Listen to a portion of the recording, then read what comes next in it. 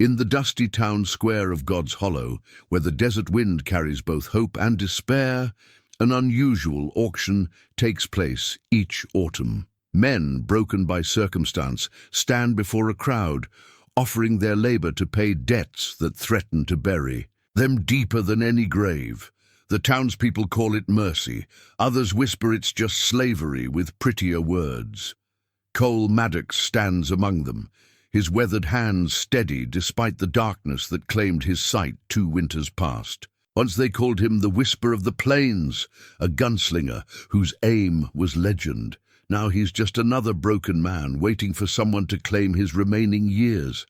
When the pregnant woman with the scarred cheek raises her silver coins, the crowd falls silent. Nobody expected Evelyn James to bid on the blind cowboy. What could a woman carrying child want with a man who couldn't see danger coming? But what happens next will change everything they thought they knew about courage. Before we jump back in, tell us where you're tuning in from.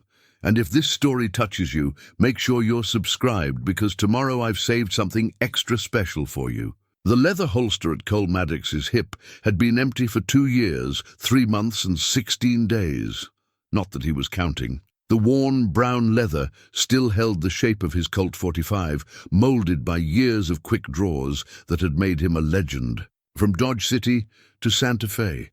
Now it served only as a reminder of what he'd lost in the flames that took his sight, his ranch, and damn near his will to live. He felt the auction block beneath his boots, rough-hewn timber that had seen 100 desperate men before him. The October sun warmed his face, but he couldn't see the faces staring back at him from the crowd.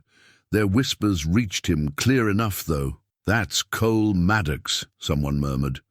"The Whisper of the Plains himself." "Was," another voice corrected. "Ain't much use for a blind gunfighter." Cole's jaw tightened, but he kept his expression neutral. Pride was a luxury he could no longer afford. The debts from his medical treatments had piled higher than tumbleweeds after a storm, and this auction was his last chance to work them off honorably instead of rotting in debtor's prison. He'd built his reputation on silence and precision. In the old days, men would hush their conversations when he walked into a saloon, not out of fear exactly, but out of respect for someone who carried himself like death incarnate. Now, their silence felt different, pitying, uncomfortable. The way folks got quiet around a crippled dog. The auctioneer, a portly man named Hutchins, who smelled of cheap tobacco and cheaper whiskey, called for bids. Cole Maddox, age 34, experienced in ranch work, livestock, and other skills. Terms of indenture. 5 years to work off debts totaling $437. Do I hear an opening bid? The silence stretched long enough for Cole to count his own heartbeats. Somewhere in the crowd, a baby cried. A horse snorted and stamped its hooves at the hitching post. The wind carried the scent of sage and dust, reminding him of mornings when he'd ride out across his own land, back when the world held color and promise. $50, came a voice from the back. Cole recognized it. Bill Hennessy, who ran the livery stable. $50 for 5 years of his life. It was insulting, but it was something. 60, called another voice. Martha Crenshaw, the widow who owned the general store. She'd probably work him to death stocking shelves and hauling freight. The bidding continued in small, reluctant increments. 70, 75. These people weren't buying a man. They were purchasing a burden, someone who'd eat their food and take up space in their bunkhouse while providing questionable value in return. $100. The voice was different. Female, clear and strong, despite carrying an undertone of weariness that Cole recognized in his own bones. He'd heard that voice before, though he couldn't place where.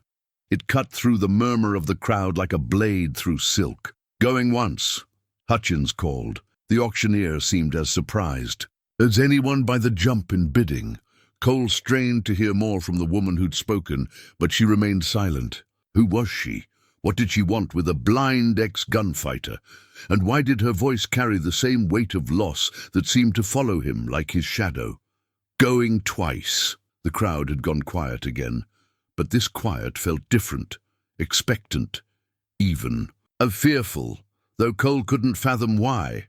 Sold to Miss James. James. The name stirred something in his memory, but before he could grasp it, boots clicked across the wooden platform. A woman's hand touched his elbow, gentle but firm, guiding him down the steps. Her fingers were calloused, he noticed, working hands like his own. "Come along, Mr. Maddox," she said quietly. "We have a wagon to catch." As they walked, Cole caught fragments of whispered conversations from the dispersing crowd. "That's Evelyn James, the one who bought the carpenter place? What's she want with a blind man, especially in her condition?" Her condition.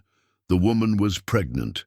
Cole could tell now from her slightly altered gait, the way she breathed.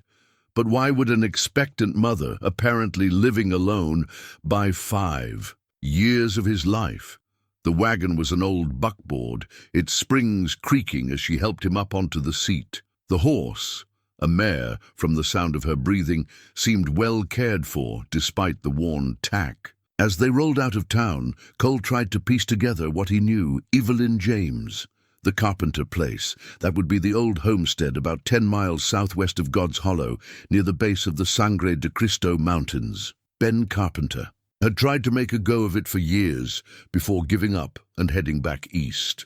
The land was good enough but isolated, and Carpenter hadn't been much of a farmer. "Miss James," he began. "Mrs.," she corrected quietly, "though my husband is no longer with us." "My condolences, ma'am." He paused, then asked the question that had been burning in his mind since she'd placed her bid. "If you don't mind me asking, what exactly do you need me for? I'm not much use around a farm these days." She was quiet for so long he thought she might not answer. The wagon wheels crunched over gravel, and somewhere in the distance, a hawk cried out as it circled overhead. "I need someone who won't run," she said finally. "Someone who understands what it means to lose everything and still keep breathing." There was pain in her voice, old and deep like a bone break that never healed quite right. Cole knew that kind of pain intimately, and you think I'm that man? I think you're still here, aren't you? Still standing upright when it would be easier to lie down and quit. She had a point. After the fire, after the doctors told him his sight was gone for good, after the creditors came calling and the friends stopped visiting, he could have put a bullet in his brain and been done with it. Lord knew he'd considered it. But something, stubbornness, maybe, or spite, had kept him moving forward one day at a time. The wagon turned off the main road onto what felt like a dirt track. The wheels bounced and lurched over ruts, and Cole had to grab the seat to keep from being thrown off. Whatever this place was, it wasn't easy to reach. "How far?" he asked. "Another mile or so. The house isn't much, but it's solid. Built it myself." "Mostly? Yourself?" Cole couldn't hide his surprise. "I've had to learn a lot of things I never thought I'd need to know." There was a bitter edge to her words now. "Turns out life doesn't much care what you thought you were prepared for." The truth of that statement hit Cole like a physical blow. 3 years ago, he'd been the most feared gunfighter in the territory, owner of a 1,000-acre ranch with enough money in the bank to live comfortably for decades. Now he was an indentured servant, bought and paid for like a head of cattle. "What happened to your husband?" he asked, then immediately regretted the question. It was too personal. Too soon, but she answered anyway.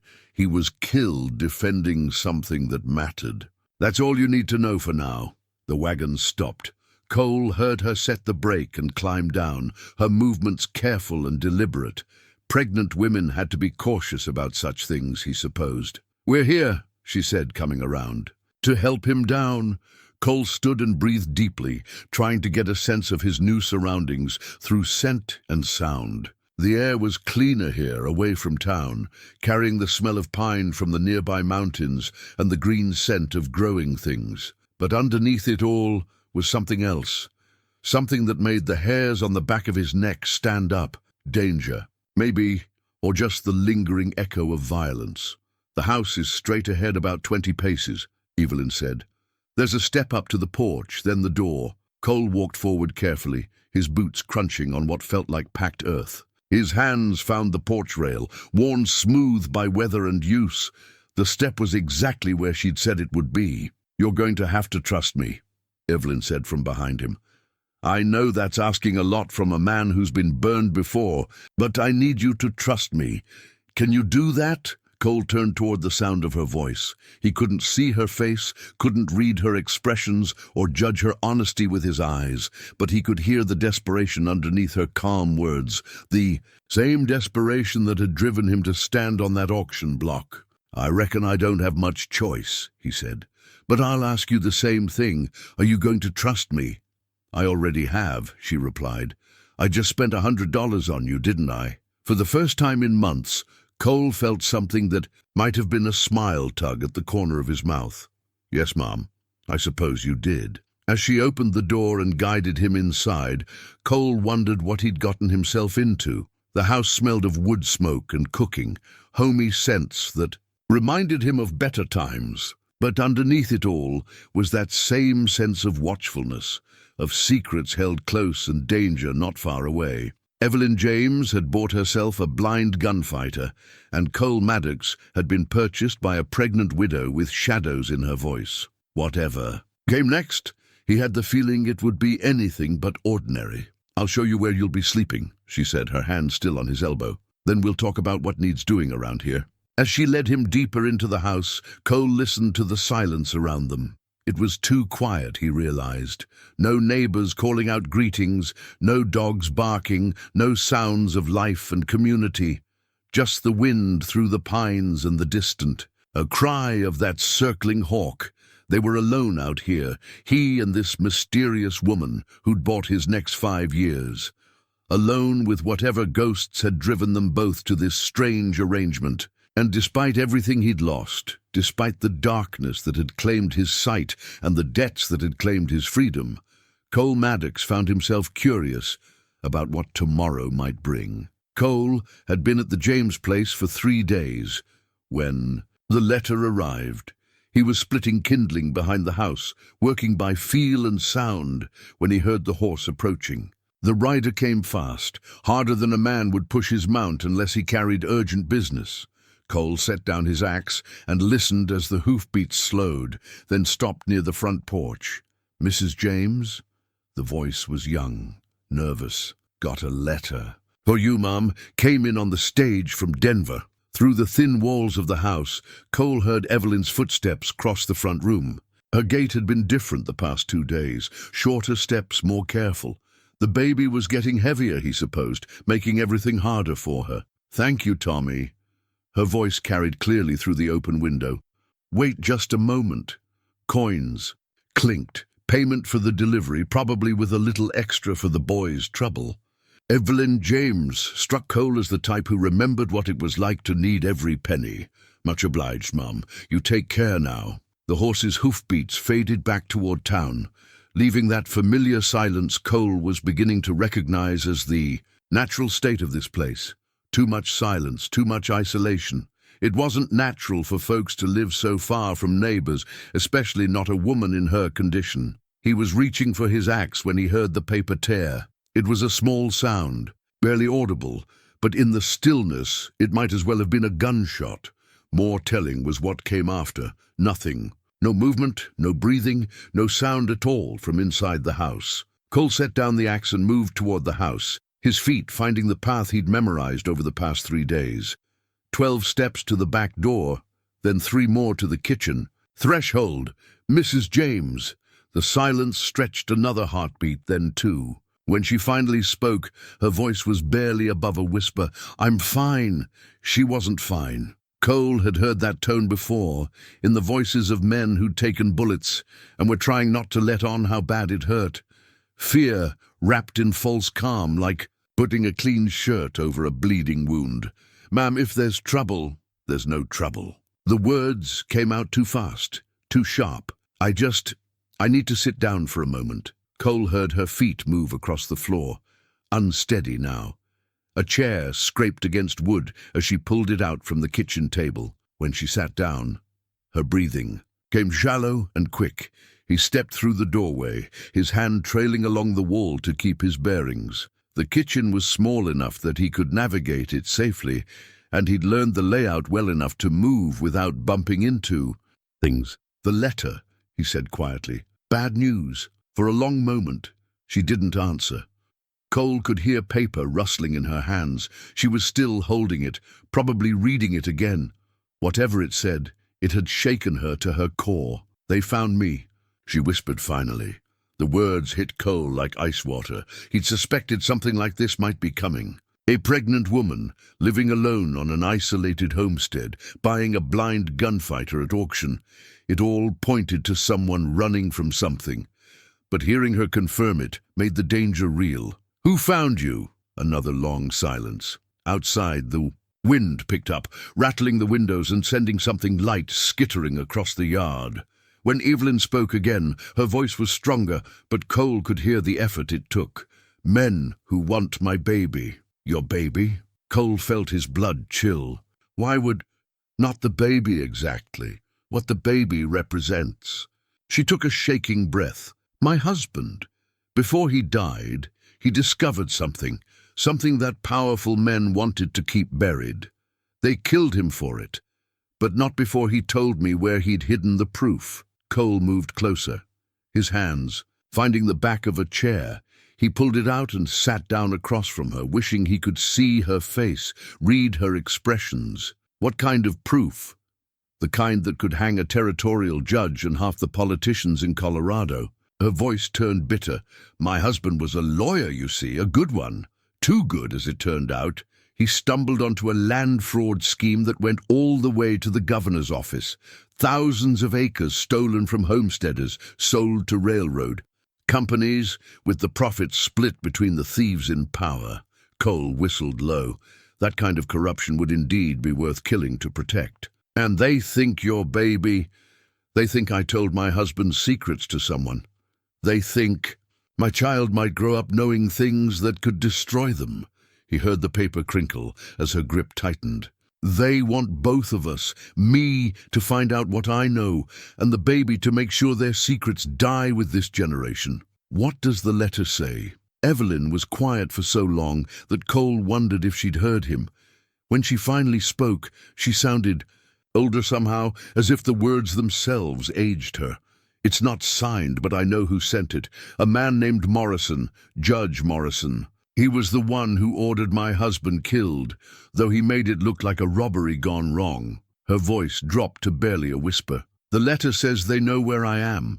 Says they're coming for me and the baby, and that running won't help anymore."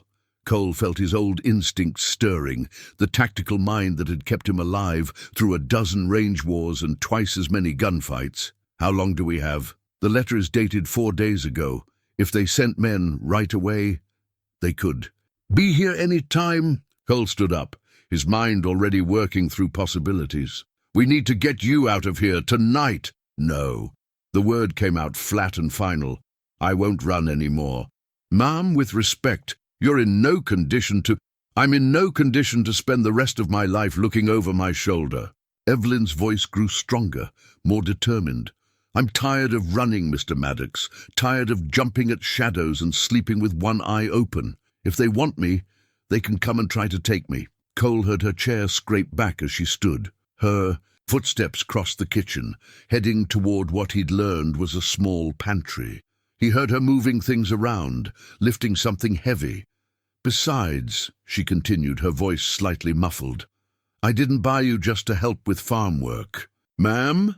She returned to the table, setting something down with a solid thunk that Cole recognized immediately.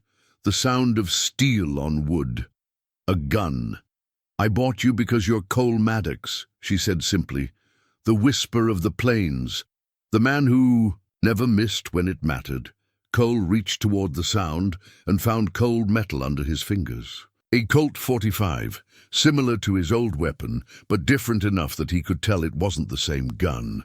This one was well maintained, recently cleaned, and fully loaded. "Mrs. James..." "Evelyn," she corrected. "If we're going to die together, you might as well use my first name, Evelyn." Her name felt strange on his tongue. "I can't see. I haven't held a gun in 2 years. Even if I could shoot, what makes you think "Because you're still here," she said, echoing her words from the wagon ride. "Because you didn't give up when you lost everything. Because you understand what it means to fight for something worth saving." Cole turned the gun over in his hands, feeling its familiar weight. His fingers found the grip, and muscle memory made them curl into the proper position. It felt like greeting an old friend after a long absence. "They'll come at night," he said, quietly, his tactical mind taking over. "Probably try to take you alive, at least at first. How many men are we talking about?" "I don't know. Morrison has money, connections. He could send a small army if he wanted to, but he won't." Cole's voice grew more confident as he worked through the problem. "Too many men would attract attention, and he can't afford that. Probably 3 or 4, maybe 6 at the outside. Professional killers, not local gun hands." "How can you be sure?" "Because if he wanted you dead, you'd already be dead. This is about information, which means they need you breathing long enough to tell them what they want to know." Cole stood up, the gun still in his hand. "Where are your husband's papers?" "Hidden, somewhere safe." "Good. Don't tell me where, unless—" "You have to. The less I know, the less they can get out of me if things go wrong." Evelyn was quiet for a moment. When she spoke, her voice was softer. "Are you really going to help me? Even though you can't see?" Cole finished. "Ma'am, Evelyn, there's more to shooting than just pointing and pulling the trigger.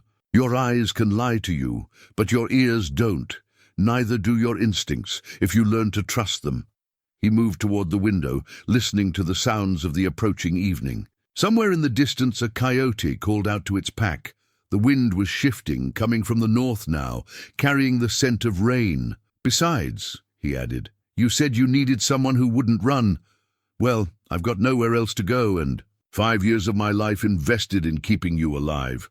That's not much of an investment if I let them kill you on the 4th day." For the first time since he'd arrived, Cole heard Evelyn laugh. It was a small sound, barely more than a breath, but it carried a note of genuine amusement. "You always look at things so practically.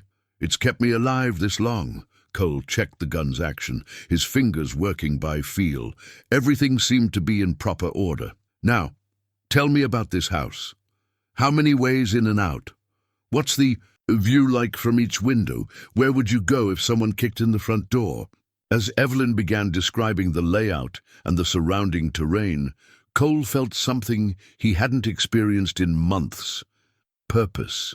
For 2 years, he'd been drifting, surviving, but not really living. Now, with danger approaching and a woman's life. Depending on his skills, he felt like himself again. The whisper of the plains had been born in violence and forged in blood. Cole had tried to leave that man behind when he lost his sight. But maybe some things couldn't be left behind. Maybe some things were just too much a part of who you were. Outside, the shadows were lengthening as the sun dropped toward the mountains. Soon it would be dark, and darkness had always been Cole's ally. In the dark, a blind man had advantages that sighted folks couldn't imagine. As Evelyn continued her description of their surroundings, Cole began to plan. They would come tonight or tomorrow, he was certain of it. Men like Morrison didn't waste time once they'd made their decision. But they were expecting to find a pregnant woman and a crippled gunfighter. They weren't expecting a trap. Cole smiled grimly as he listened to Evelyn's voice, already working out angles and distances in his mind. Maybe it was time to remind the world why they used to call him the Whisper of the Plains. After all, he'd never missed when it mattered. And this mattered more than anything ever had. That evening, as the mountain shadows crept across the valley, Cole discovered that Evelyn James kept more secrets than just her husband's hidden papers. He was helping her secure the house for the night, checking window latches, testing door frames, making sure nothing would creak or rattle if someone tried to force entry when his fingers brushed against something unexpected. Behind the kitchen table, tucked into a gap between 2 floorboards, was a small wooden toy, a horse, carved with careful detail and worn smooth by small hands. "Mrs. James," he said quietly, holding up the toy. "Evelyn." The silence that followed told him everything he needed to know. This wasn't just about her unborn child. There had been another child, one whose absence filled the empty spaces of this house like a ghost. His name was Daniel, she said finally, her voice barely audible. He would have been 4 last month. Cole set the toy gently on the table, understanding now why the house felt so carefully maintained, yet eerily quiet. A child's laughter had once filled these rooms. Tiny feet had run across these floors.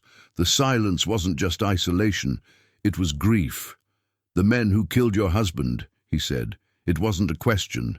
They told me it was an accident, a fever, that took him while I was traveling to meet my husband in Denver." Her breath caught. "But I know the truth. They killed my boy to punish my husband for what he'd discovered, to show him what would happen to his family if he didn't keep quiet." Cole felt anger rise in his chest, hot and pure.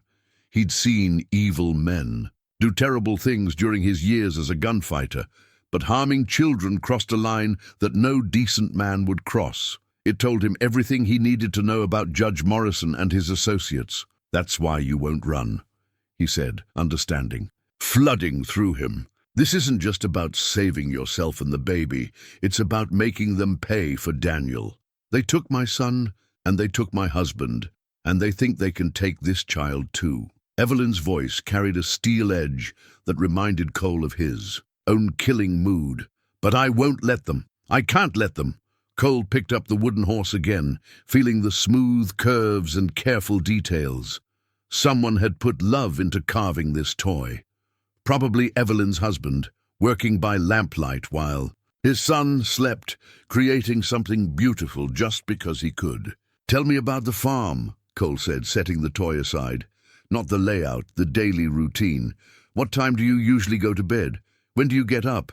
Do you have any regular visitors?" As Evelyn described her solitary life, Cole began to understand how isolated she'd made herself.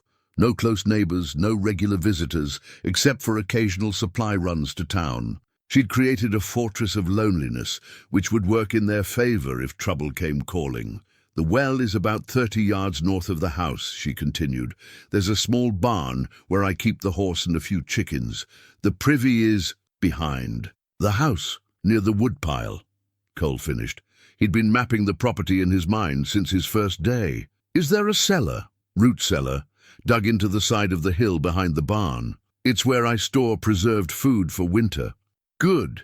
If things go bad, that's where you'll go. It's probably the safest spot on the property." Cole stood and walked to the window, listening to the evening sounds. "What about weapons?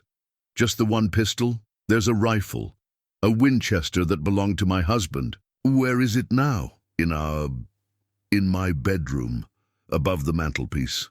Cole nodded. A rifle would give them range if they needed it, though he hoped it wouldn't come to that. Fighting at distance meant the attackers would have time to think, to plan, to bring up reinforcements. Close quarters fighting was brutal but quick, and it favored defenders who knew their ground. "I need you to show me where everything is," he said. "Every piece of furniture, every door, every step. If we're going to defend this place, I need to be able to move through it like I've lived here my whole life." For the next hour, Evelyn guided him through the house room by room. The front room, with its stone fireplace and 2 wooden chairs. The bedroom, with its narrow bed and small dresser. The kitchen, with its iron stove and hand-pump well water. It was a simple house, built for function rather than comfort, but it was solid and well-constructed. "Your husband built this?" Cole asked as they finished their tour. "Most of it. I helped with some of the easier work." Evelyn's voice carried a note of pride. "He wasn't much of a carpenter when we started, but he learned. Said he wanted to build something that would last, something Daniel could inherit someday." The grief in her words was palpable, but underneath it, Cole heard something else. Determination. This house represented more than shelter. It was a monument to her family, to dreams that had been shattered but not completely destroyed. "It's a good house," Cole said simply. "Worth defending." As they settled in for the evening, Cole found himself thinking about the strange path that had brought him here. 3 days ago, he'd been a broken man selling himself at auction. Now he was planning to defend a woman and unborn child against killers who worked for corrupt politicians.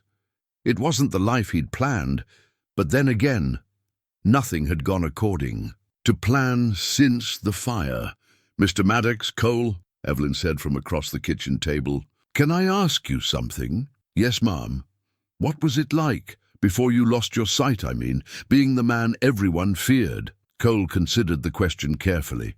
Most people who asked about his gunfighting days wanted stories of dramatic showdowns and quick-draw contests. They wanted legends and myths, not the truth of what it meant to kill men for money. "Lonely," he said finally. "You spend so much time being ready to kill that you forget how to live. People look at you like you're already dead, like you're walking around with a bullet in your heart that just hasn't stopped beating yet. Do you miss it?" "I miss being useful," Cole admitted. "I miss having a purpose beyond just surviving from one day to the next, but I don't miss the killing. That part was never as easy as people thought it was." Evelyn was quiet for a moment. "My husband used to say that good men don't want to fight, but sometimes fighting is the only way to protect what matters." "Your husband sounds like he was a wise man." "He was. Too wise for his own good, as it turned out." She sighed. "I keep thinking about what he'd want me to do. Would he want me to run and keep running, or would he want me to make a stand?" "What do you think he'd want?" "He'd want his children to grow up safe," she said without hesitation. "Both of them, Daniel and the one I'm carrying. Then that's what we'll make sure happens." Outside, the wind was picking up, carrying the scent of rain from the mountains. A storm was coming, which might work in their favor. Rain would muffle sounds and make tracking more difficult. It would also make the attackers miserable and potentially careless. "You should get some rest," Cole said. "Tomorrow we'll start preparing in earnest. I want to set up some surprises for anyone who comes calling uninvited." "What kind of surprises?" Cole smiled grimly. "The kind that your husband would approve of.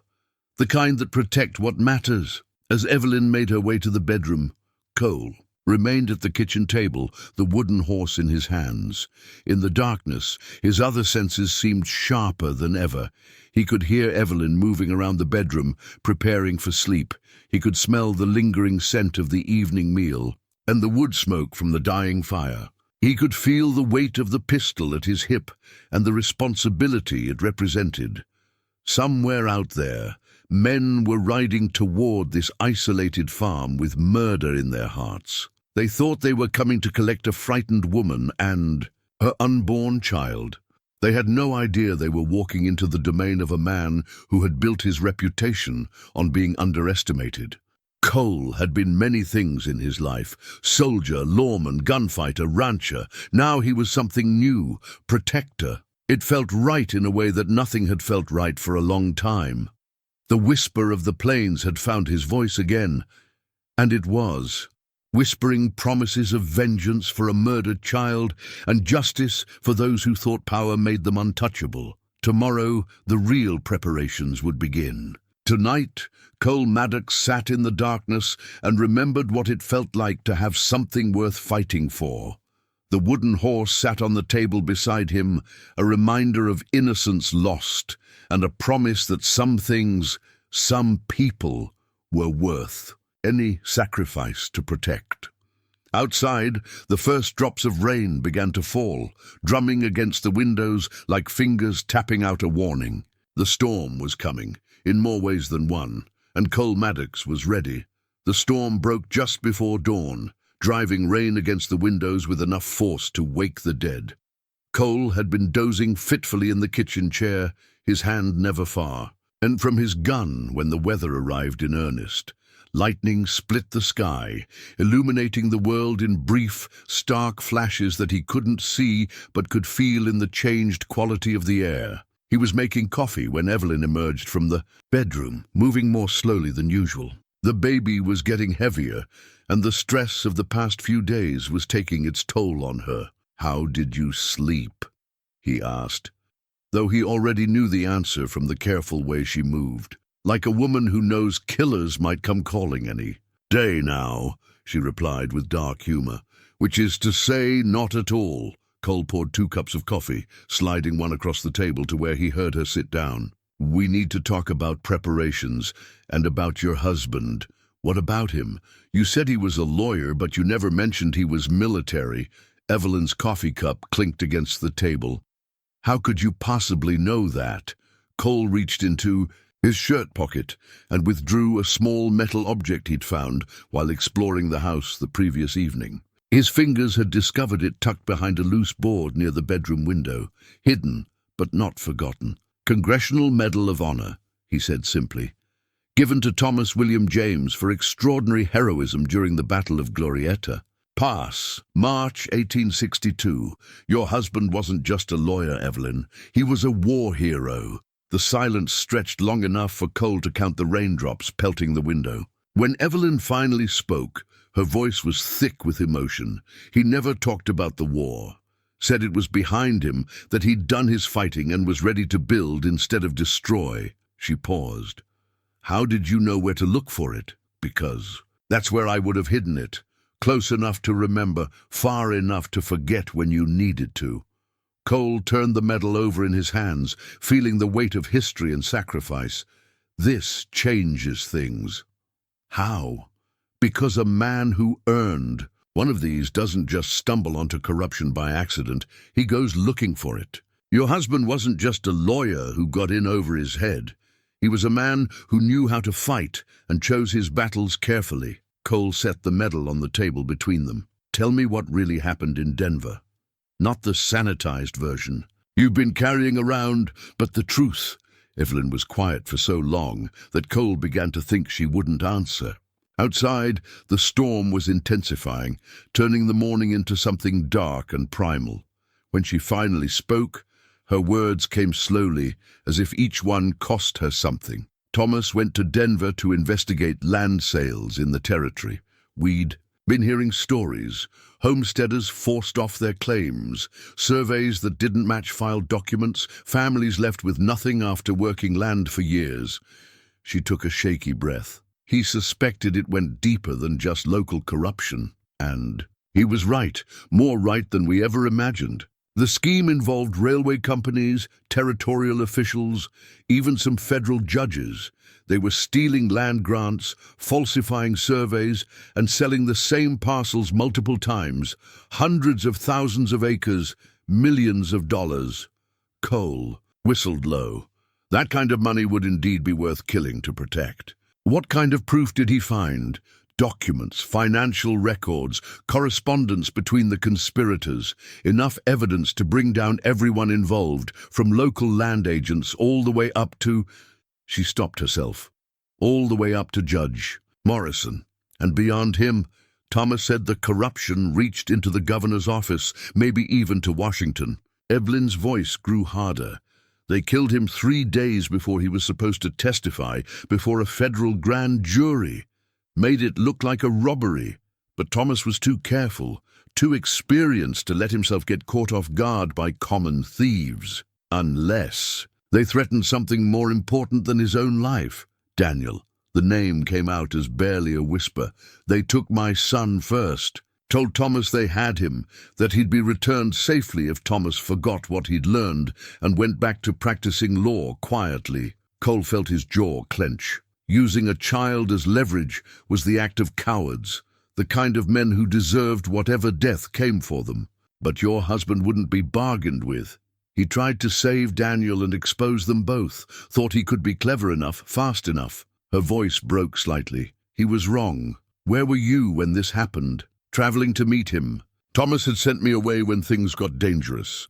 Told me to take Daniel and visit my sister in Kansas until everything was settled."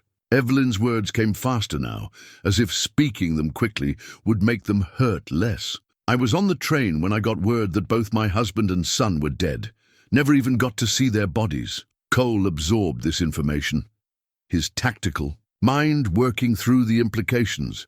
A war hero lawyer with evidence of massive corruption, killed along with his child to prevent testimony, a pregnant widow fleeing across the country, carrying secrets that could topple governments. "The evidence," he said. "Thomas hid it before they killed him. He sent me a letter just before he died. a coded message that told me where to find what he'd discovered. That's how I knew to come here, to this specific place. It's hidden here, on this property, somewhere safe, somewhere they'd never think to look. Evelyn's voice carried a note of grim satisfaction. Thomas was always 3 steps ahead of everyone else. Even in death, he's still protecting his family. Cole leaned back in his chair, processing everything he'd learned. The situation was worse than he'd initially thought, but also better in some ways. Worse because they were facing enemies with virtually unlimited resources and political protection. Better because those same enemies had made this personal, and personal fights were the kind Cole understood best. "The baby," he said suddenly. "When is it due?" "Soon. Within the month, maybe sooner if the stress—" She didn't finish the thought. "And you think they want the child because of what it might know someday? I think they want the child because it's leverage against me. As long as I have something to protect, they can control me. As long as there's another generation that might seek justice for Thomas and Daniel." She let the implication hang in the air. Cole stood and walked to the window, listening to the storm rage outside. Rain was good. It would make travel difficult and provide cover for defensive preparations. But it also meant their enemies might wait for better weather, giving them more time to plan and prepare. "We're going to need help," he said finally. "There is no help. Thomas tried going through official channels, and look what happened to him. Not official help. The other kind." Cole turned back toward her voice. "Your husband had contacts from his military service, men who knew him, trusted him. Some of them are probably still alive, still in positions where they could make a difference. Even if that's true, how would we reach them? We're trapped here until this is resolved. One problem at a time." Cole moved back to the table and sat down. "First, we prepare this place for siege. Then if we survive the first attack, we figure out how to get word to people who might be willing to help a war hero's widow get justice." "You really think we can survive this?" Cole picked up his coffee cup, feeling the warmth through his fingers. 3 days ago, he would have said no. A blind gunfighter and a pregnant woman against professional killers with unlimited resources. The odds were impossible, but that was before he'd held Thomas James's Medal of Honor, before he'd learned about Daniel and the wooden horse and the depth of evil they were facing, before he'd understood that this wasn't just about survival, it was about justice. "I think your husband didn't earn that medal by accepting impossible odds," Cole said quietly. "And I think you didn't buy a broken-down gunfighter because you were planning to give up without a fight." Thunder crashed overhead, shaking the house and rattling the windows. In the distance, Cole heard something else. The sound of horses moving through the storm, still far away but getting closer. "They're coming," he said, standing and checking his gun. "Probably scouting, seeing what they're up against. We've got maybe an hour before they're close enough to be dangerous. What do we do?" "We show them that Thomas James's family doesn't go quietly into the night." Cole smiled grimly. "And we remind them why some fights are worth taking, no matter what the odds." Outside, the storm continued to rage. But inside the small house, 2 people prepared to make their stand against forces that thought power made them untouchable. They were about to learn differently. The whisper of the plains was about to become a roar of vengeance, and the thunder overhead would soon be joined by the thunder of gunfire and the cries of men who had underestimated what a blind hero and a determined mother could accomplish when they had nothing left to lose. Maddox checked his weapon one more time and listened to the approaching hoofbeats. Soon, very soon, the real fight would begin. The wanted poster was nailed to the old oak tree that stood at the edge of Evelyn's property, positioned where anyone approaching the house would be sure to see it. Cole's fingers traced the rough paper as Evelyn read the words aloud, her voice growing more strained with each line. "Wanted for questioning in connection with federal crimes. Evelyn Marie James, also known as Evelyn Crawford. Reward, $500 alive, $50 dead. Cole felt the paper between his fingers, noting the quality of the printing and the official seal at the bottom. This wasn't some local bounty notice put up by small-time criminals. This was government-issued, which meant Judge Morrison's influence reached further than they'd realized. 500 alive, 50 dead, he repeated grimly. They definitely want you breathing, at least for a while. Long enough to find out where Thomas hid the evidence, Evelyn said. And long enough to make sure I understand what happens to people who cross them. Cole pulled the poster down, crumpling it in his fist. The message was clear. They were no longer just being hunted by hired killers. This was now an official manhunt, complete with legal authority and unlimited resources. How long has this been here? He asked. I found it this morning when I went to check on the chickens. Could have been posted any time since the storm passed. Evelyn's voice carried a note of defeat that Cole hadn't heard before. It's over, isn't it? If there's a federal warrant. There's no federal warrant, Cole said firmly. This is a bounty notice, not an arrest warrant. Big difference. What difference? A warrant has to go through proper legal channels. Judges, marshals, due process. A bounty notice just needs someone with enough money and influence to print it up and distribute it. Udvi, Cole smoothed out the crumpled paper, his fingers finding the official seal again. This is impressive, but it's not legal. It's just expensive. He heard Evelyn take a shuddering breath. How can you be sure? Because if this were legitimate, they wouldn't have offered money for you dead. Federal authorities don't pay bounties on corpses. They want prisoners alive for trial. Cole folded the poster and tucked it into his shirt. This is Morrison trying to make his private war look official. But bounty hunters won't know the difference. No, they won't. Which means we're about to have a lot more company than just Morrison's hired killers. As if, summoned by his words, the sound of approaching horses drifted across the valley. Not the careful, stealthy approach they'd been expecting from professional assassins, but the bold advance of men who thought they had the law on their side. Get inside, Cole said quietly. Lock the door and stay away from the windows. What are you going to do? Find out who we're dealing with. Cole positioned himself behind the woodpile, using the stacked logs as cover while he listened to the riders approach. 3 horses, moving at a steady pace rather than rushing. Men who were confident but not necessarily experienced. Bounty hunters, probably, drawn by the promise of easy money. Hello, the house. The voice that called out was rough and gravelly. The kind that came from too much whiskey and too many cigars. We're looking for Evelyn James, federal business. Cole smiled grimly. Federal business his foot. Real federal agents would have identified themselves properly and shown proper documentation. These were opportunists trying to sound official. She ain't here, Cole called back, pitching his voice to sound older and more feeble than his 34 years.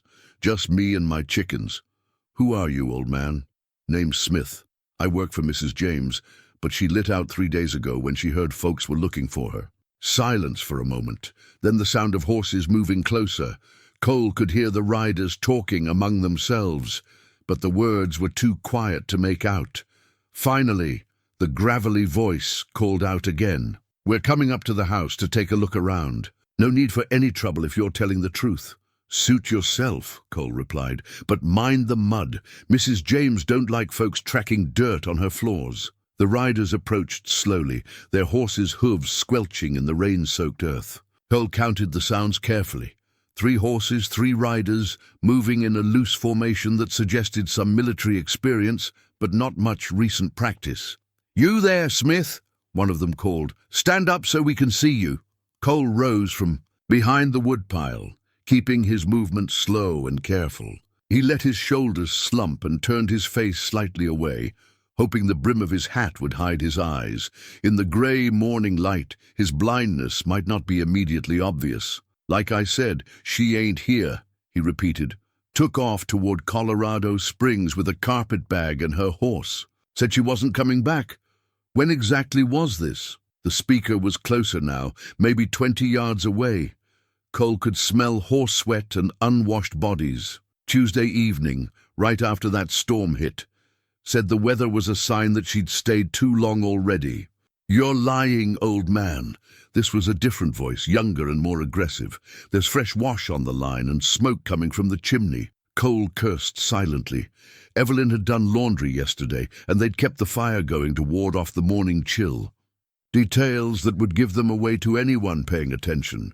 "Mrs. James asked me to look after the place while she was gone," he said, trying to sound reasonable. "Didn't say how long she'd be away, so I figured I'd keep things tidy." "Check the house, Billy," the gravelly voice commanded. "Tom, you take the barn. I'll keep an eye on our friend here." Cole heard two of the riders dismount and move toward the buildings. This was about to get complicated. Evelyn was inside the house, and there was no way she could hide from a thorough search. He needed to create a distraction before they found her. "You boys seem mighty interested in Mrs. James," Cole said conversationally. "She in some kind of trouble." "Federal trouble," the remaining rider replied. "The kind that pays good money for information." "Well, now I might know something about where she went. Of course, information's valuable, especially to a working man like myself." He heard the rider shift in his saddle, interested despite himself. "What kind of information?" "The kind that might be worth a share of that reward money." Before the man could respond, a shout came from the house. "Boss, got fresh coffee in here, still warm, and women's clothes in the bedroom." Cole's hand moved instinctively toward his gun, then stopped. 3 armed men, at least one of them young and trigger-happy. If he started shooting now, someone would get to Evelyn before he could stop them. "Well, well," the leader said, his voice taking on a nasty edge. "Seems like you've been telling us stories, old man." "Now hold on," Cole protested, still maintaining his act. "I told you she was gone. Didn't say she'd been gone long." "Billy!" the leader shouted. "Bring the woman out here!" The seconds stretched like hours. Cole heard footsteps inside the house, then Evelyn's voice, calm but strained. "There's no need for rough treatment."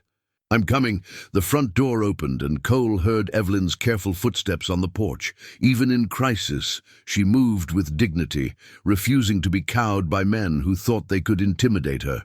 "Well, well," the leader said again. "Mrs. Evelyn James herself. You've led us quite a chase, lady." "I wasn't aware I was being chased by anyone with legitimate authority," Evelyn replied coolly.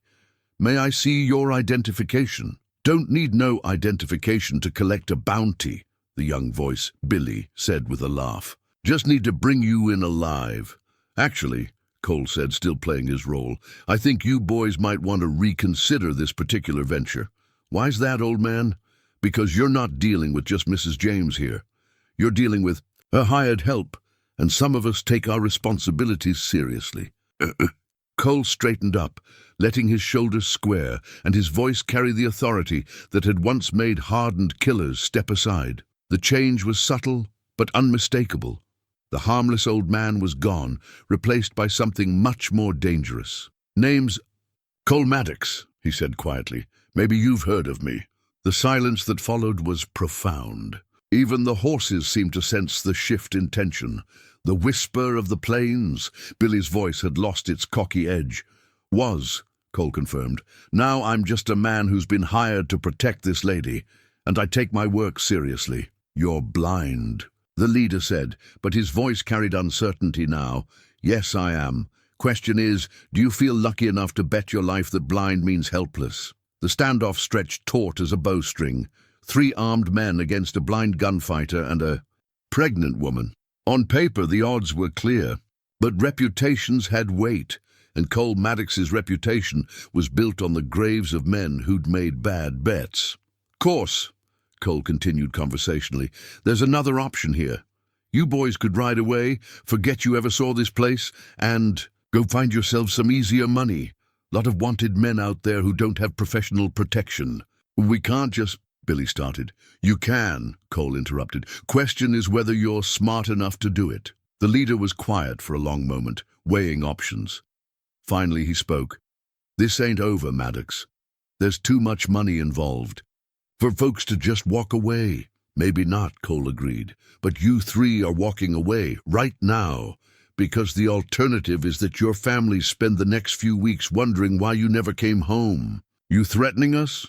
I'm educating you. There's a difference. More silence, then the sound of leather creaking as the leader shifted in his saddle. Mount up, boys. We'll find our fortune somewhere else. But boss, mount up. Cole listened. As the three men climbed back onto their horses, he didn't relax until the sound of hoofbeats had faded completely into the distance. That was well done, Evelyn said quietly from the porch. But you're right, this isn't over. No, it's not. Cole turned toward her voice. That poster changes everything. Word's going to spread, and we'll have every bounty hunter and fortune seeker in the territory coming to try their luck. What do we do? Cole was quiet for a moment, his mind working through possibilities. The situation had just gotten much more complicated, but maybe that could work in their favor. We do what your husband would have done, he said finally. We use their greed against them, and we find a way to get word to people who might actually be able to help. How? Cole smiled grimly. Leave that to me. I've got some ideas. But first, we need to prepare for the next wave of visitors, because they're coming, and they won't all be as reasonable as those three. As Evelyn went back inside to secure the house, Cole remained in the yard, listening to the sounds of the valley. Somewhere out there, men were reading wanted posters and saddling horses. The word was spreading, and soon this isolated farm would become the center of a storm that would test everything he'd learned about survival and protection. But Cole Maddox had faced storms before, and this time he wasn't facing them alone. The wooden horse sat on the kitchen table inside, a reminder of innocence lost. Soon it would be joined by the memory of justice served and the promise of safety restored. The whisper of the plains was about to become a roar of vengeance, and the mountains themselves would echo with the sound. The compass rose necklace caught the afternoon light as Evelyn lifted it from the small wooden box where she kept her most precious possessions. Cole couldn't see the delicate silverwork or the way it gleamed against her fingers, but he could hear the emotion in her voice as she described it. It was my mother's, she said softly. She gave it to me the day I married Thomas, told me it would always point me toward home, no matter how lost I felt. Cole reached out, and she placed the necklace in his palm. His fingers traced the intricate metalwork, 8-pointed rays emanating from a center star, with tiny engravings that spoke of careful craftsmanship and deep love. She sounds like a wise woman. She was. Lost her when I was 16, but her words. They've carried me through a lot of dark times. Evelyn's voice grew stronger. She used to say that home isn't a place. It's the people you'd do anything to protect. Cole handed the necklace back, understanding why she'd chosen to share this particular memory now. Outside, the sounds of the approaching evening were punctuated by something else, the distant thunder of hoofbeats. More visitors, drawn by word of the bounty poster. How many this time? Evelyn asked, fastening the necklace around her throat. Cole tilted his head, listening carefully. 4 horses, maybe 5, moving fast but not reckless. These aren't amateurs. Like this morning's bunch. Through the afternoon, they'd had 3 separate groups approach the farm. Word was spreading faster than Cole had expected, drawing bounty hunters and opportunists from across the territory. So far, his reputation had been enough to send them away without violence, but each group had been a little more determined, a little more desperate for the reward money. This can't continue, Evelyn said, settling heavily into her chair. The stress was taking its toll on her. Cole could hear it in her breathing, see it in the way she moved. The baby, I can feel something's wrong. The contractions started. An hour ago. Cole's blood chilled. How far apart? 20 minutes, maybe 25. They're not regular yet, but she took a shaky breath. I think the strain is bringing on early labor. The sound of approaching riders grew louder. Cole stood and checked his weapon, his mind racing through impossible calculations. A woman in early labor, multiple groups of armed men converging on their location, and night falling fast. The situation was rapidly spiraling beyond their ability to control. We need help, he said grimly. Real help. Not just my reputation keeping people at bay. There is no help, Evelyn reminded him. Anyone official enough to matter is either bought off or too far away to— Not official help, Cole interrupted. The other kind.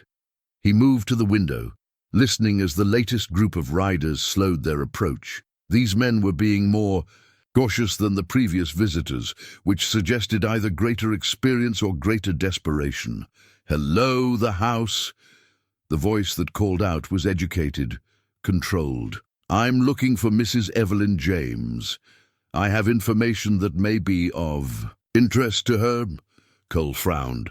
That wasn't the usual bounty hunter approach. "Information about what?" he called back.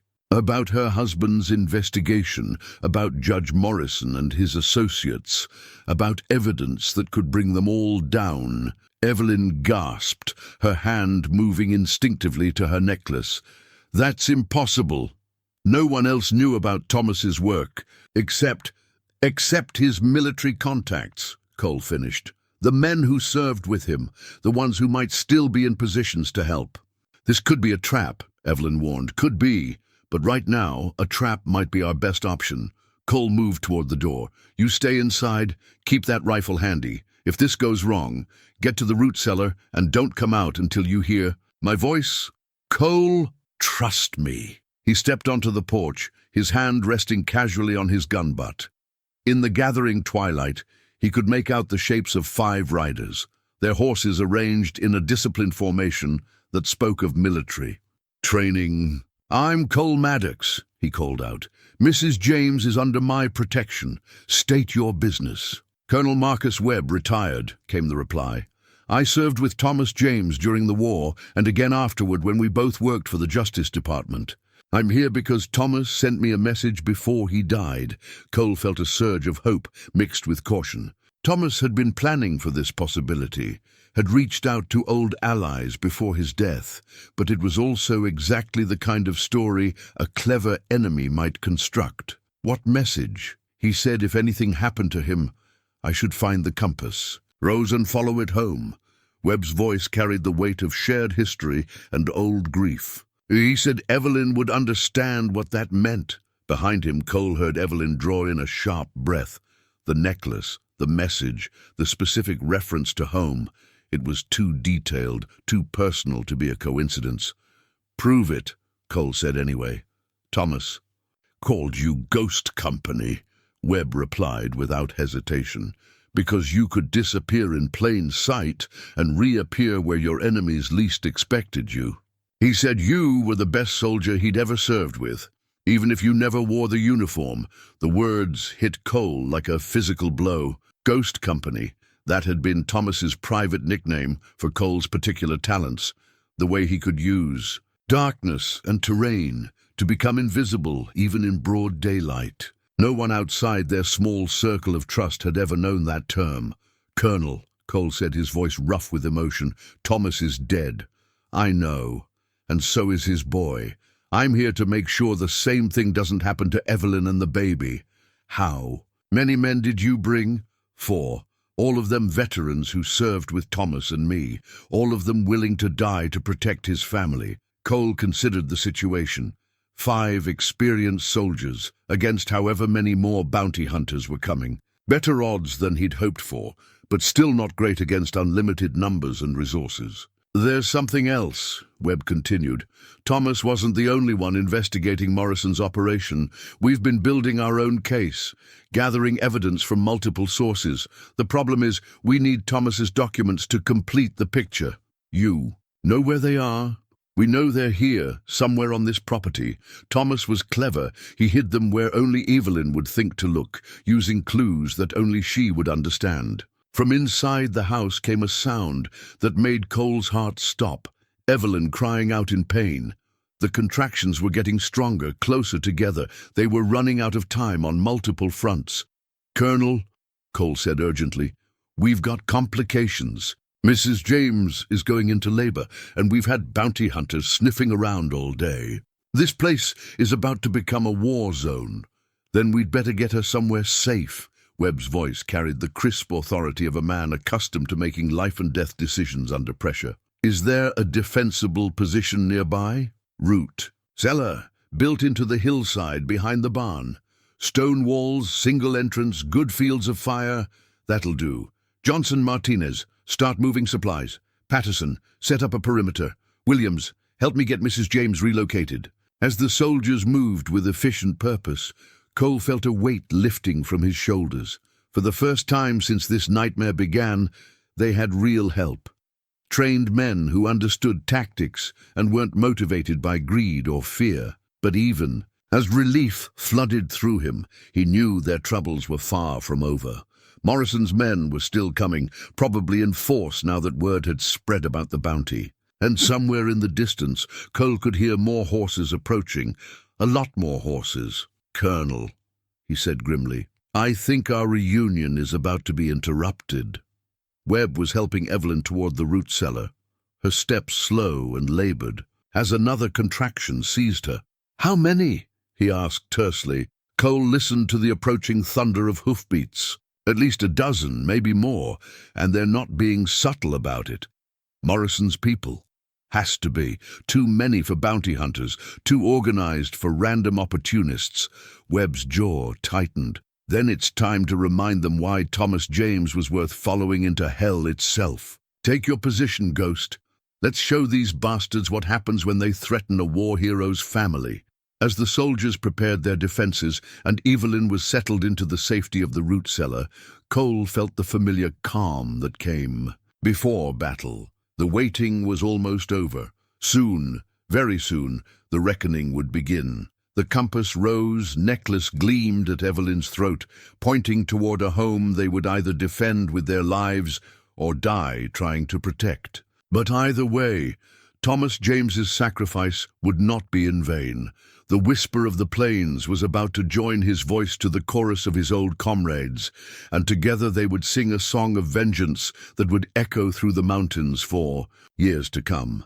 In the distance, the approaching riders grew closer, their torches flickering like fallen stars in the gathering darkness. The final battle was about to begin, and Cole Maddox had never felt more ready to fight for something that mattered. The ghost was about to become very real indeed. The second gun was wrapped in oiled cloth and hidden beneath the floorboards of the root cellar, exactly where Cole's fingers found it, after Webb whispered the location in his ear. As his hands unwrapped the familiar weight of his backup Colt .45, the twin to the weapon he'd lost in the fire, memories flooded back with devastating clarity. "Thomas saved this from your ranch," Webb said quietly, his voice heavy with shared grief. "Pulled it from the wreckage before the flames could reach it, said someday you might need it again." Cole's fingers traced the worn grip, feeling the initials carved into the handle. CM. This wasn't just any gun. This was the weapon that had ridden with him through a dozen campaigns, the silent partner that had never failed him when death came calling. He'd thought it was gone forever, another casualty of the fire that had taken his sight and his old life. "There's something else," Webb continued. "Something Thomas discovered about the fire at your ranch. It wasn't an accident." "Cole." The words hit like bullets, each one finding its mark in Cole's chest. He'd suspected deep down that the timing had been too convenient. The fire had started just hours after he'd refused a job offer from a wealthy cattleman, a job that would have taken him away from his ranch for months. "Morrison," Cole asked, though he already knew the answer. "Morrison's people. They wanted you out of the territory, wanted your ranch for the railroad expansion. When you wouldn't sell, they decided to take it anyway." Webb's voice turned bitter. "Thomas was investigating the land grab scheme when he stumbled onto what they'd done to you. That's what made it personal for him."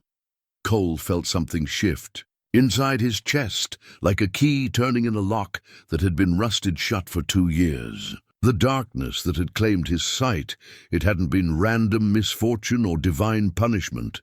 It had been deliberate, calculated evil. Men had stolen his sight, his home, his life, and then they'd killed his friend for trying to expose them. "My eyes," he said slowly. "The damage wasn't just from the smoke and heat, was it?" Webb was quiet for a long moment. When he spoke, his words carried the weight of long-held secrets. Thomas had a doctor examine the medical reports from your treatment. The injury pattern wasn't consistent with fire damage alone. They think someone used chemicals, something to ensure the blindness would be permanent. The revelation should have filled Cole with rage, but instead he felt a strange sense of clarity. For 2 years he'd carried guilt about the fire, wondering if he could have prevented it, if he'd been careless with a lamp or neglectful of his responsibilities. Now he knew the truth. He'd been the victim, not the cause. "There's more," Webb said. "The blindness, it might not be as permanent as you think." "What do you mean?" "The doctor Thomas consulted said the damage was primarily to your corneas. Scarring that blocks light, but doesn't necessarily destroy the underlying structures. With the right treatment, the right surgeon." Webb let the possibility hang in the air. Cole absorbed this information slowly, his tactical mind working through implications. His sight might be recoverable, but that wasn't the most important revelation. What mattered was understanding the scope of the conspiracy they were facing. "How long have you known?" he asked. "Thomas told me everything 6 months before he died. We were already investigating the land fraud scheme, but when we realized what they'd done to you," Webb's voice hardened, "that's when we decided this was war." From deeper in the root cellar came the sound of Evelyn's labored breathing. Her contractions were coming faster now, more intense. They didn't have much time before the baby decided to make its appearance, wanted or not. "The evidence," Cole said. "Where is it really?" Thomas was clever. He didn't just hide documents. He created a network of evidence caches, each one incomplete without the others. Some hidden here, some with me, some with other trusted contacts. Webb moved closer, his voice dropping to barely above a whisper. "But the key to it all is here, somewhere on this property, something only Evelyn would recognize. And if something happens to her during childbirth, then Morrison wins. The evidence becomes useless without her testimony to tie it all together." Outside, the sound of approaching riders was getting closer. Cole could hear Webb's men moving into position, their weapons being checked and loaded. Professional soldiers preparing for a battle they might not survive. "Colonel," Cole said, "there's something I need to tell you about my condition. Your blindness, it's not complete. Not anymore." Cole's voice carried amazement as he spoke the words aloud for the first time. "Since I've been here, since I've had something worth fighting for again, I can see shapes sometimes, light and shadow. It's not much, but it's more than I've had in 2 years. Webb was silent for a moment, processing this information. Psychological component to the injury, maybe. Or maybe my eyes are healing on their own.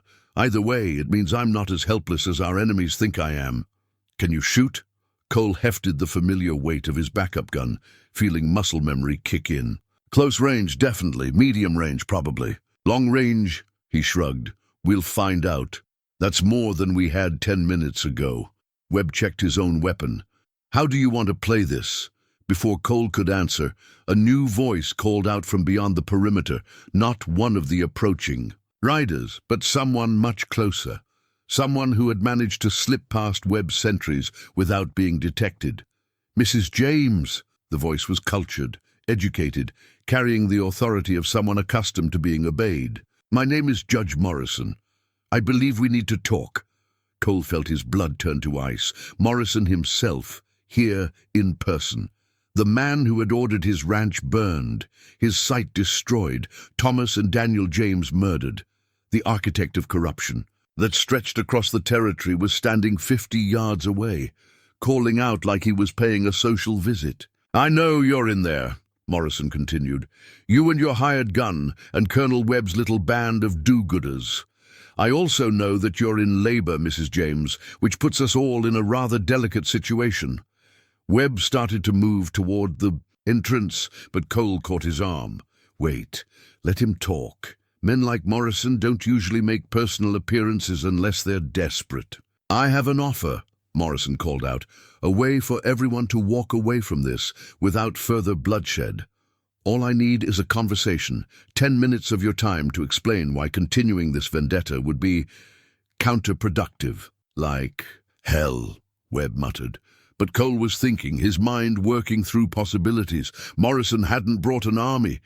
If he had, they would have attacked already, instead of calling for negotiations. He was here with a small force, probably just enough to make his point, which meant he was either supremely confident or running scared. "What guarantee do we have that this isn't a trap?" Cole called out. "You have my word as a federal judge," Morrison replied, and Cole could hear the smugness in his voice. "And you have the fact that I could have brought enough men to level this entire farm. Instead, I brought just enough to ensure my safety while we talk." "He's right," Webb whispered. "I count maybe 8 men with him. Professional killers, but not an overwhelming force." From deeper in the cellar, Evelyn's voice cut through their whispered conference. "I'll talk to him." "Absolutely not," Cole said immediately. "It's my choice," she replied, her words punctuated by a sharp intake of breath as another contraction hit. "And it might be our only chance to end this without a bloodbath that could kill my baby." Cole wanted to argue, but he could hear the determination in her voice. This was Thomas James's widow, a woman who had survived the murder of her family and fled across half the country while carrying a child. She wasn't asking for permission. She was informing them of her decision. 5 minutes, she called out to Morrison. "You come halfway, alone and unarmed, and I'll listen to what you have to say." "Acceptable," Morrison replied. "Though I should mention, I'm not the only interested party here tonight. It seems your friend Mr. Maddox has attracted some additional attention." Cole felt the hairs on the back of his neck rise. "What kind of attention?" "The federal kind. It seems someone has been asking questions about you, Colonel Webb, and Mrs. James. Questions that have reached some very important ears in Washington." The implication was clear. Even if they survived tonight, they would still be fugitives from federal authority. Morrison had covered all his bases, ensured that any victory they achieved would be temporary at best. But as Cole checked his guns and prepared for whatever came next, he realized that Morrison had made one crucial mistake. He'd revealed himself, shown his face, admitted his guilt. Whatever happened in the next few minutes, the man responsible for so much suffering was finally within reach. The Whisper of the Plains had spent 2 years in darkness, but now he could see his target clearly enough, and some shots were too important to miss, regardless of the consequences. Outside, Judge Morrison began walking toward the root cellar, confident in his power and protection. Inside, 3 people prepared to remind him that some forms of justice existed beyond the reach of corruption. The reckoning was about to begin, and Cole Maddox had never felt more ready to deliver it. The baby's blanket lay folded in Evelyn's trembling hands as Judge Morrison approached through the gathering darkness. She had sewn it herself during the long winter months, each stitch a prayer for the child she carried, each careful pattern a promise of the future she hoped to build.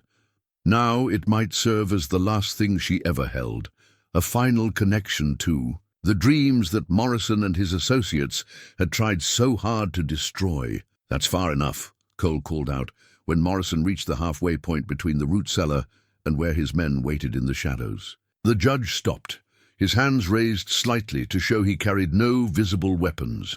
In the dim light filtering from the kerosene lamp inside the cellar, Cole could make out Morrison's silhouette, a tall, well-dressed man who carried himself with the arrogance of someone who had never faced real consequences for his actions. Even now, surrounded by armed enemies and far from his usual sphere of protection, he moved with the confidence of a man who believed his power made him untouchable. "Mrs. James," Morrison called out, his voice carrying false sympathy, "I want you to know how sorry I am for the loss of your husband and son. Truly sorry. Their deaths were unnecessary complications in what should have been a simple business matter." Evelyn's grip tightened on the blanket, her knuckles white with strain. "Unnecessary complications. You murdered my family." "I defended my interests," Morrison replied calmly. "Your husband was attempting to destroy legitimate business, arrangements that employed hundreds of people and generated millions in revenue.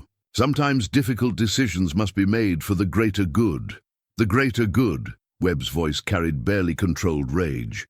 You stole land from homesteaders, falsified federal documents, and ordered the murder of a war hero. What part of that serves the greater good? Morrison's chuckle was dry and condescending. Colonel Webb, I'm disappointed. A man of your experience should understand how the world really works. Laws are tools to maintain order, not absolute moral imperatives.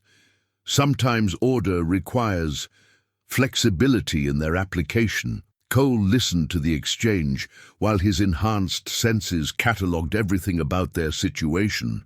Morrison's men were positioned in a loose semicircle around the cellar, but they were staying back, probably under orders not to risk hitting their boss in a firefight. Webb's soldiers had taken good defensive positions, but they were outnumbered and couldn't see all the enemy positions in the darkness. Most importantly, Evelyn's contractions were coming faster now, maybe 10 minutes apart.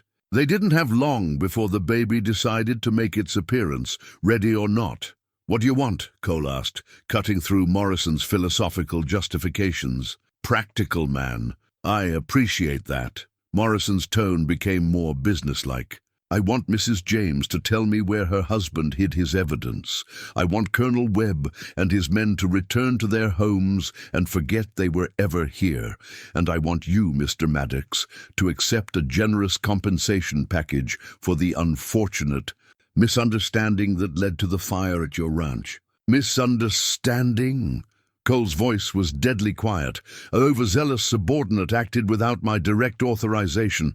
Regrettable, but these things happen in complex operations." Morrison's casual dismissal of 2 years of blindness and suffering revealed more about his character than any amount of evidence could. "I'm prepared to offer you $50,000 and the best medical treatment available for your condition. There are specialists in Europe who might be able to restore at least partial vision." The offer was enormous, life-changing money that could buy comfort and security for decades. It was also an admission of guilt and an attempt to buy silence with blood money. "And if we refuse?" Webb asked. "Then I'm afraid this situation becomes much more complicated. You see, I didn't come here alone." Morrison gestured toward the darkness beyond his men. "Federal marshals are positioned around the perimeter, operating under warrants for Mrs. James's arrest and yours, Colonel. Apparently, some very important people in Washington have become concerned about unauthorized military operations on American soil." Cole felt his heart sink. Even if they fought their way past Morrison's hired killers, they would still face federal authorities with legitimate arrest warrants. Morrison had indeed covered every angle, ensuring that victory in battle would only lead to defeat in the courts. "You're lying," Evelyn said, but her voice carried uncertainty. "Am I?" Listen carefully. In the distance, barely audible above the wind, came the sound of horses and men moving through the darkness. Too many horses, too many men to be anything other than a significant federal force. "You have perhaps 10 minutes before they complete their encirclement," Morrison continued. 10 minutes to make a decision that will determine whether you spend the rest of your lives in federal prison or accept my generous offer and disappear into comfortable anonymity." From inside the cellar, Evelyn made a sound of pain as another contraction hit. The baby was coming faster now, as if the stress and danger were triggering an accelerated labor. They were rapidly running out of time on multiple fronts. "There is, of course, a third option," Morrison added conversationally. "Mrs. James could simply tell me where the evidence is hidden, and then, well, accidents happen during childbirth. Tragic, but natural. No one would question the death of a woman giving birth under such difficult circumstances." The threat was delivered with casual indifference, as if he were discussing the weather. Cole felt his vision actually sharpen with rage, shapes becoming clearer as anger burned away the fog that had clouded his sight for 2 years. "You bastard!" Webb snarled, raising his rifle. "Careful, Colonel. My men have orders to open fire if anything happens to me. And those federal marshals out there, they'll assume you're all criminals who murdered a federal judge. Your reputations won't survive the scandal, even if your bodies survive the bullets." Cole could hear the truth in Morrison's voice. The man had planned this perfectly, creating a situation where violence would only make things worse for everyone, except him.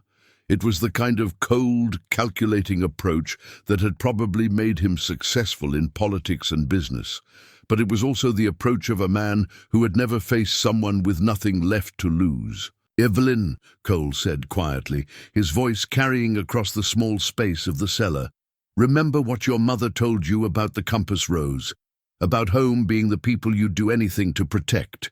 She looked at him through pain-glazed eyes, understanding flickering in her expression. The necklace at her throat caught the lamplight, its 8-pointed star seeming to pulse with inner fire. "I remember," she whispered. "Then you know what we have to do." Morrison's voice cut through their exchange. "I'm afraid I don't have time for cryptic conversations. The marshals will be in position soon, and I need an answer. Do you accept my offer, or do we let federal justice take its course?" Cole checked his weapons one final time, feeling the familiar weight of steel in his hands. His backup gun was loaded and ready, his aim steadier than it had been in months. Webb's men were professionals who had faced impossible odds before. And Evelyn James was the widow of a war hero, carrying the child of a man who had died fighting corruption. "Judge Morrison," Cole called out, his voice carrying the deadly calm that had once made hardened killers step aside. "I've got a counteroffer. It for you, which is, you and your men ride away right now, and maybe you live to see another sunrise. You stay, and I guarantee you won't." Morrison's laughter was genuinely amused. "Mr. Maddox, I appreciate your reputation, but you're blind, outnumbered, and surrounded by federal authorities. What possible threat could you pose?" Cole smiled grimly, his enhanced vision picking out Morrison's exact position in the darkness. The kind of threat that turns judges into corpses, the kind that makes politicians disappear in the night, the kind that your money and influence can't buy protection from. The confidence in Morrison's voice wavered slightly. "You're bluffing." "Am I?" "Let me tell you what's going to happen, Judge. In about 30 seconds, your hired killers are going to open fire on this position. Colonel Webb's men are going to return fire, and in the confusion, people are going to die. Some of them might even be important people. People whose deaths will require investigation and accountability." Cole's voice grew harder, more focused. "And while all that shooting is going on, I'm going to put a bullet through your heart. Because that's what I do, Judge Morrison. That's what I've always done. I kill men who deserve killing." The silence that followed was profound. Even the approaching federal marshals seemed to pause in their movements, as if sensing the shift in tension. "You wouldn't dare," Morrison said finally, but his voice had lost its earlier confidence. "Wouldn't I? You burned my home, stole my site, and murdered my friend's family. You think I care about federal marshals or political consequences? You think I care about anything except putting you in the ground where you belong?" From the cellar, Evelyn's voice cut through the standoff. "The evidence isn't hidden on this property, Judge Morrison. It never was." Morrison spun toward her voice. "What?" "Thomas was smarter than you thought. He hid the evidence where you could. Never find it, where even killing us won't help you." Her voice grew stronger despite the pain of her contractions. "He sent copies to every major newspaper between here and Washington, with instructions to publish if anything happened to our family. You killed him too late. The story is already in motion." The lie was perfect, delivered with such conviction that even Cole almost believed it. Morrison's face went white in the lamplight as he realized the implications. "You're lying," he said, but doubt crept into his voice. "Am I?" "Check tomorrow's papers, Judge. See what the Denver Post has to say about land fraud and political corruption. See what the Washington Herald reports about murdered war heroes and stolen evidence." Morrison stepped back, his carefully constructed confidence crumbling. If the story was already public, then killing them now would only confirm his guilt. If it wasn't, then he had no way to know for certain without exposing himself to impossible risks. "Time's up, Judge," Cole said quietly. "What's it going to be?" In the distance, the baby's first cry pierced the night air as Evelyn James brought new life into a world where justice was about to be served. The sound seemed to break the spell that had held everyone frozen, releasing forces that had been building for months. Morrison reached for a hidden gun, his face twisted with rage and desperation. Webb's men opened fire from their positions. Federal marshals shouted commands from the darkness, and Maddox, the whisper of the plains, began to show Judge Morrison why some men earned their reputations in blood and fire, and why some forms of justice could never be bought or corrupted.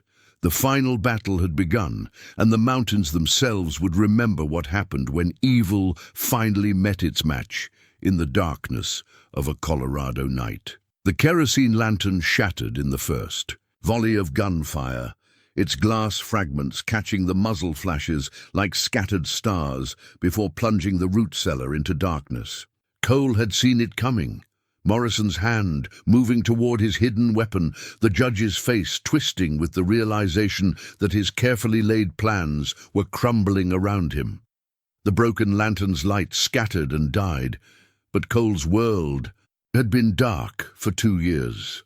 Darkness was his ally, not his enemy. Morrison's shot went wide, the crack of his derringer lost in the thunder of rifle fire from Webb's men. Cole's return shot did not miss. His bullet took the judge's center mass, spinning him around and dropping him into the mud, where so many of his victims' dreams had died before him. "Target down!" Cole shouted, rolling away from the cellar entrance. As Morrison's men opened fire in response, bullets whined overhead, chipping stone from the cellar walls and sending dirt cascading down on the defenders inside. "Martinez! Flanking movement left!" Webb's voice cut through the chaos with military precision. "Johnson, suppress that muzzle flash at 2 o'clock. Patterson, watch the rear approach." The sound of combat was different from what Cole remembered from his gunfighting days. This wasn't the quick, decisive violence of single combat. This was sustained warfare with multiple combatants and complex fields of fire. But underneath the chaos, Cole could hear the individual voices of each weapon, track the movement of enemies by their muzzle flashes and the sound of their boots on the rocky ground. From behind him came another sound that cut through the battle, like a knife. Evelyn's sharp cry as another contraction seized her. The baby was coming now, ready or not, in the middle of a firefight that would determine whether it was born free or orphaned. "How is she?" Cole called over his shoulder as he snapped off 2 quick shots at a muzzle flash moving through the brush. "Alive," came Webb's terse reply, "but this baby's not waiting for us to finish our business." A new voice shouted from the darkness beyond the immediate battle. "Federal marshals! Lay down your weapons," Cole cursed under his breath. The federal authorities were real, just as Morrison had claimed. Even if they won this fight, they would still face legitimate law enforcement with arrest warrants and the authority to back them up. "Webb!" Cole shouted. "How do we handle the marshals?" "Same way Thomas would have," Webb replied, firing rapidly at targets Cole couldn't see. "We trust that truth is stronger than corruption, and we make sure we live long enough to tell it." 2 of Morrison's men broke cover and rushed the cellar entrance, hoping to overwhelm the defenders with superior numbers. Cole tracked them by sound, his enhanced senses painting a perfect picture of their movement, even in the absolute darkness. His first shot dropped the lead attacker at 15 yards. His second shot took the trailing man in the shoulder, sending him spinning back into the brush with a scream of pain and rage. "Nice shooting," Martinez called out from his position. "Thought you said you were blind." "I am," Cole replied, reloading with practiced efficiency. "But my ears work fine and stupid. Sounds the same whether you can see it or not." The federal marshals were advancing now, their disciplined movement clearly audible to Cole's trained senses. But they were advancing carefully, uncertain about who was friend and who was foe in the chaotic darkness. That uncertainty might be the only advantage the defenders had. "This is Marshal Thompson." The voice carried the authority of legitimate federal law enforcement. "I have warrants for the arrest of Evelyn James and Colonel Marcus Webb. Surrender now and no one else needs to die. Marshal Thompson, Webb shouted back, his voice carrying the ring of military command. This is Colonel Webb, United States Army, retired. We are defending ourselves against hired killers working for Judge Morrison, who has just confessed to multiple federal crimes, including murder and land fraud. Morrison is dead, Thompson replied. His men are surrendering. Lay down your weapons, and we'll sort this out properly. Cole listened carefully to the sounds of battle, noting that the gunfire was indeed slackening. Morrison's hired killers had been mercenaries, not fanatics. With their employer dead and their payday in jeopardy, they had little reason to continue fighting federal marshals. Colonel, Cole said quietly, I think we might have a chance here. What do you mean? Morrison made one crucial mistake. He brought legitimate federal authorities to witness his crimes. Those marshals heard him threaten to murder a woman in childbirth. They heard him admit to ordering killings and burning down ranches. From behind them came a sound that made every man in the cellar freeze, the unmistakable cry of a newborn baby taking its first breath. Despite the violence and chaos surrounding them, new life had entered the world. It's a girl, Evelyn whispered, her voice exhausted but filled with wonder. She's beautiful. The sound of the crying infant seemed to cut through the remaining gunfire like a benediction. Even the federal marshals paused their advance, as if the presence of new life demanded a moment of reverence. Marshal Thompson, Cole called out, his voice carrying clearly in the sudden quiet. My name is Cole Maddox. I'm a witness to Judge Morrison's confession of multiple federal crimes. So is Colonel Webb, and so are your own men who heard him threaten to murder Mrs. James and her newborn child. We heard him, Thompson admitted after a moment, but there are still warrants to be served. Warrants issued by Morrison's associates. Webb added, warrants designed to silence witnesses to federal crimes. Marshal, you have an opportunity here to serve real justice instead of political convenience. Cole heard footsteps approaching through the darkness, careful, measured steps that spoke of professional caution. I'm coming forward to talk, Thompson announced. Nobody shoot. The marshal appeared at the edge of the lamplight, his hands visible and empty. He was an older man, grey-haired and weathered, with the look of someone who had seen enough violence to prefer talking when possible. Mrs. James, Thompson said, his voice gentler now. Are you and the baby all right? We're alive, Evelyn replied, her newborn daughter quiet now in her arms. Thanks to these men who risked their lives to protect us. Thompson looked around the cellar, taking in the defensive preparations and the evidence of the fierce battle that had just concluded. Mr. Maddox, you said Morrison confessed to federal crimes? Multiple murders, land fraud, arson, conspiracy to violate federal law, Cole replied. All witnessed by everyone present, including threatening to murder a woman and newborn child. To cover up his crimes. Those are serious accusations. They're serious crimes, Webb interjected. And we have evidence to back up every word. Evidence that Thomas James died trying to bring to federal authorities. Thompson was quiet for a long moment, weighing his options. Finally he spoke. Mrs. James, I'm placing you under protective in custody pending a full federal investigation into these allegations. Colonel Webb, you and your men will be held as material witnesses. Mr. Maddox, he paused, looking at Cole with something that might have been respect. You'll be held as a key witness to Morrison's confession. And the warrants? Webb asked. Suspended pending investigation. If Morrison was as corrupt as you claim, then those warrants are likely fraudulent anyway. Thompson's voice grew harder. But if you're lying to me, if this is all some elaborate con game, then you'll all spend the rest of your lives in federal prison. Cole felt a weight lifting from his shoulders. They had survived the immediate threat, and now they had a chance to tell their story to someone with the authority to act on it. It wasn't complete victory, not yet, but it was hope. Marshal, Evelyn said, her voice carrying the exhaustion of childbirth and the relief of survival. There's something you need to know about the evidence my husband gathered. What about it? It's not just hidden, it's been distributed.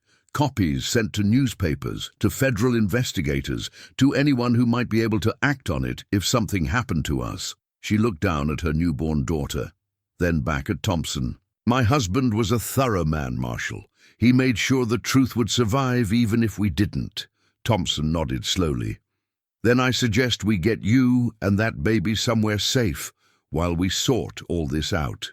Because if Morrison was part of a larger conspiracy, then this isn't over yet. As the Marshal's men secured the area and prepared to escort them to safety, Cole felt his enhanced vision beginning to fade back to the familiar darkness he'd known for 2 years. But for the first time since the fire, that darkness didn't feel like a prison.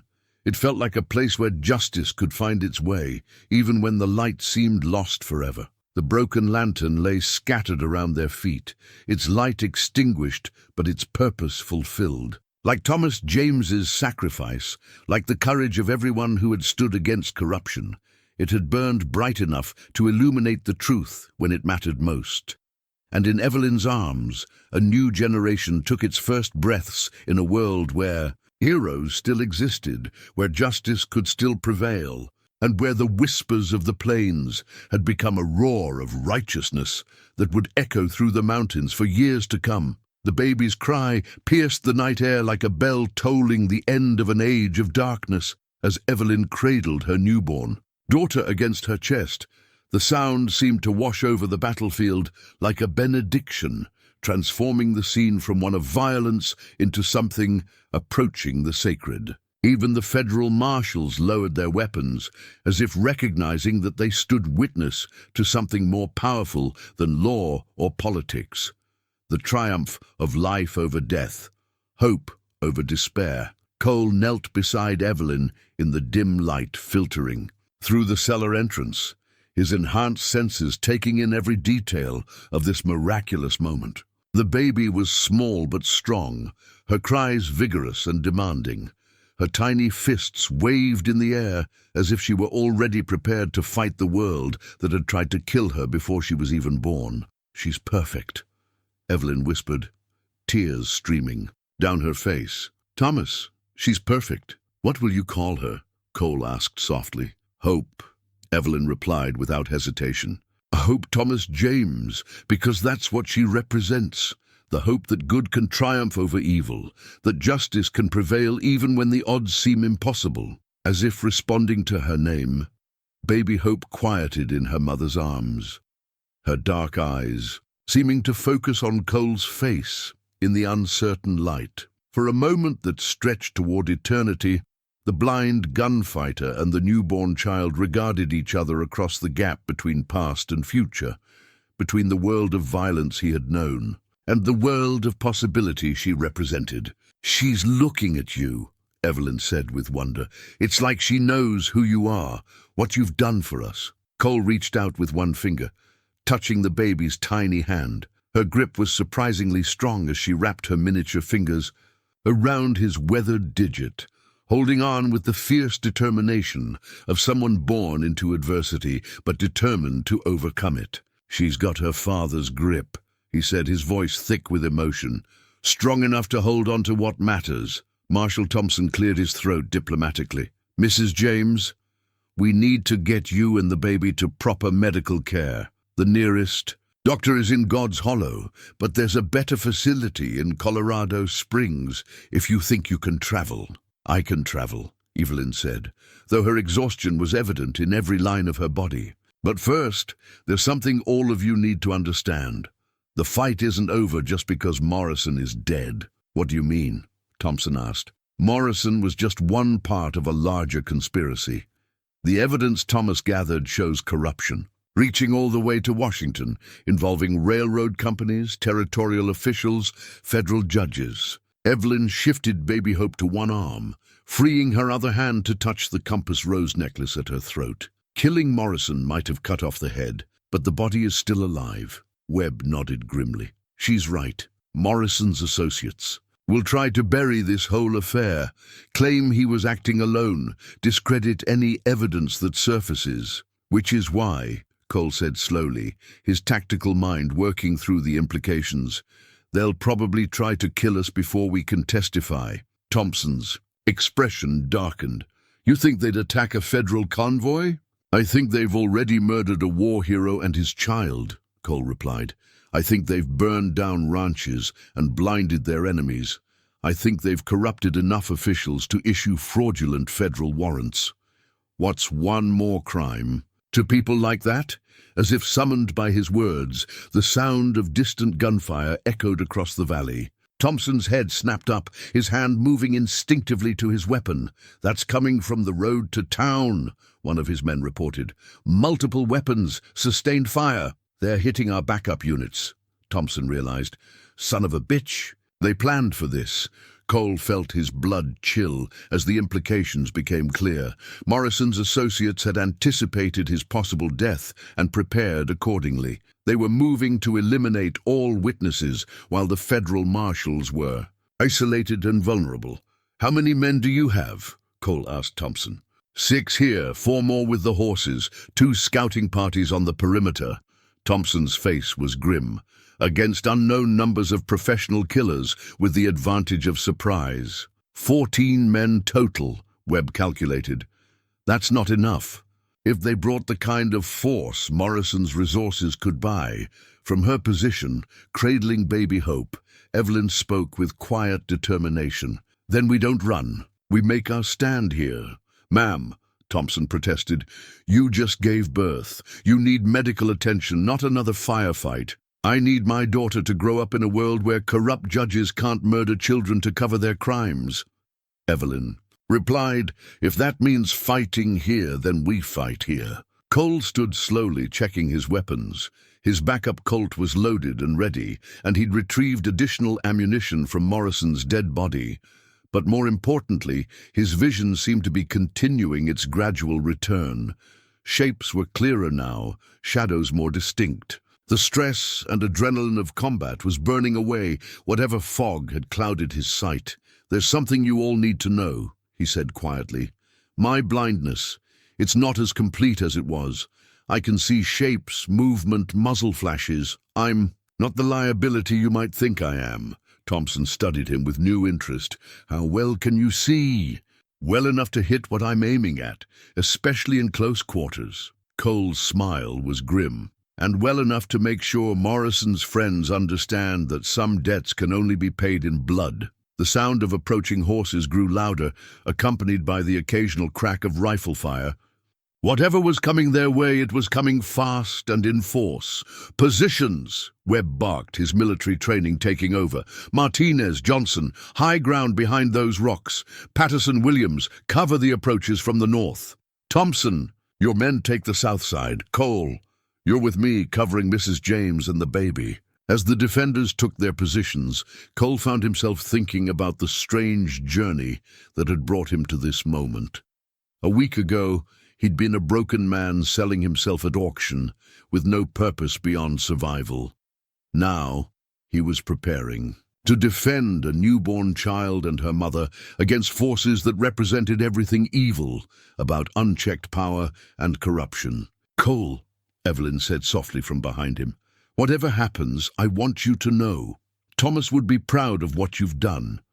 Proud to call you friend. He was a good man, Cole replied, his eyes scanning the darkness for signs of the approaching enemy. And he raised a hell of a woman. Baby Hope chose that moment to let out another cry, her voice strong and clear in the night air. The sound seemed to galvanize the defenders, reminding them what they were fighting for. Here they come, Webb announced, his rifle already aimed at the darkness beyond their perimeter. Cole could see them now, shadows moving against shadows, professional killers advancing with the confidence of men who thought they held all the advantages. They were wrong about that, but they wouldn't realize their mistake until it was too late. For Thomas, Cole whispered, taking aim. For Daniel, Evelyn added, her voice carrying across the defensive position. For Hope, Webb concluded, speaking for all of them. The final battle began with the thunder of gunfire and the cry of a newborn child who would grow up free because heroes had been willing to die for her future. The whisper of the plains, was about to become a roar of vengeance that would echo through the mountains until justice was served and corruption was burned away like chaff in the wind. In the distance, baby Hope continued to cry, her voice a clarion. You'd call that declared to the world that some things, some people, were worth any sacrifice to protect. 3 months later, the simple gold wedding ring caught the autumn sunlight as Cole placed it on Evelyn's finger beneath the old oak tree where Morrison's wanted poster had once hung.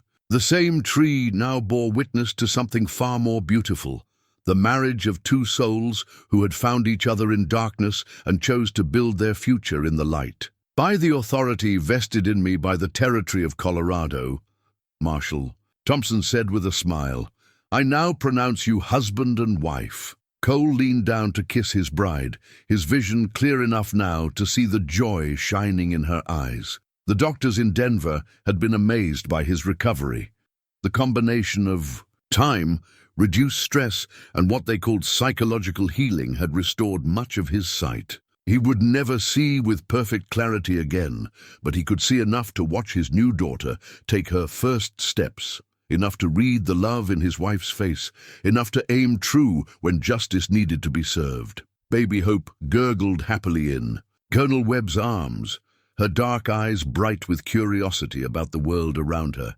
At 3 months old, she was already showing signs of her father's intelligence and her mother's determination. She would grow up knowing that she was loved, protected, and part of a legacy of courage that stretched back through generations of heroes. The newspapers came out this morning, Webb announced, pulling a folded paper from his coat pocket. Front page of the Denver Post. Federal investigation uncovers massive corruption network. Morrison's associates are falling like dominoes. Governor Henley resigned yesterday. 3 federal judges are under indictment, and the railroad companies are paying massive settlements to the homesteaders they defrauded. Evelyn smiled, her hand resting on Cole's arm. Thomas would be proud.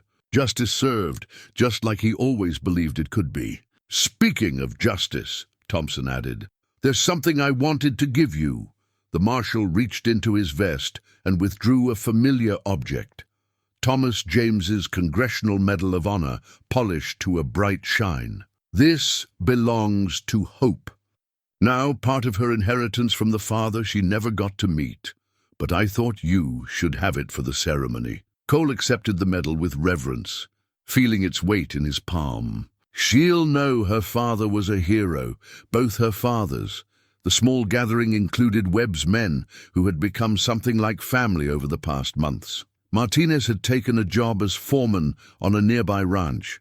Johnson was teaching school in town, putting his education to good use. Patterson and Williams had started a freight business, hauling supplies to the growing number of legitimate homesteaders who were reclaiming land from the corrupt schemes. There's one more thing, Evelyn said, reaching into the basket beside her chair. Something I've been working on. She pulled out a wooden toy, a horse carved with the same careful attention to detail as the one that had belonged to Daniel.